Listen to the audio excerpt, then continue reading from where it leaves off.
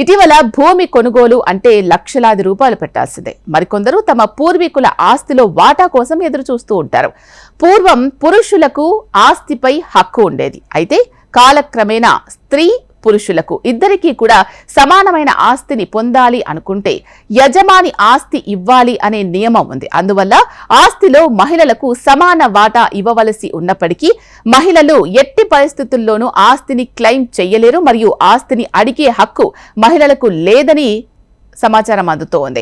ఆస్తిలో కుమార్తెలకు సమాన వాటా ఇవ్వాలని ఒక నియమం ఉంది. దాని ప్రకారం ఒక కుమార్తె తన తండ్రి లేదా ఆమె పూర్వీకుల వారసత్వ ఆస్తిలో భాగస్వామ్యం చేయడానికి నైతిక మరియు చట్టపరమైన హక్కును కలిగి ఉంటుంది. హిందూ ఎలిజిబిలిటీ యాక్ట్ ప్రకారం కొన్ని సందర్భాల్లో ఆడపిల్లలకు ఆస్తి అడిగే హక్కు ఉండదు.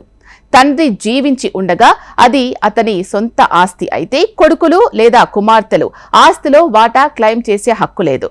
తండ్రి సొంత ఆస్తిలో ఆస్తి వాటా మినహా పూర్తి హక్కులు తండ్రికి ఇవ్వాలి మరియు దానిలో వాటా అడిగే హక్కు పిల్లలకు లేదు. తండ్రి చనిపోయి తన సొంత ఆస్తిని ఎవరికైనా అమ్మినా దానం చేసినా ఆడపిల్లలకు ఆస్తిలో వాటా రాదు. తండ్రి సొంత ఆస్తిని ఏదైనా విధంగా బదిలీ చేస్తే అందులో వాటా అడిగే హక్కు లేదు. విడుదల దస్తావేజుపై సంతకం చేసినట్లయితే స్త్రీ అటువంటి ఆస్తిని క్లెయిమ్ చేయదు. అర్థం, ఆస్తి పంపిణీ విషయంలో నేను ఆస్తి లేకుండానే చెల్లిస్తానని అంగీకరిస్తూ విడుదలపై సంతకం చేసి ఉంటే ఆస్తి వాటాను అడిగే అధికారం లేదు అని. ఆస్తి వద్దు అని చెబితే చాలా ఏళ్ల తర్వాత భూమికి మంచి ధర వస్తుందని తర్వాత అడుగుదామని ఆలోచించే వాళ్లకు కూడా ఆస్తి మీద హక్కు ఉండదు. బకాయి వాటా చెల్లించినప్పుడు ఆస్తిలో వాటా పొందడానికి చట్టపరమైన చర్యలు తీసుకోవచ్చు. హిందూ వారసత్వ చట్టం ప్రకారం 2005 కంటే ముందు ఆస్తిని కేటాయించినట్లయితే మరొక వ్యక్తి దానిని అనుభవించినట్లయితే అటువంటి భూమిని తిరిగి ఇవ్వమని అడిగే హక్కు లేదు.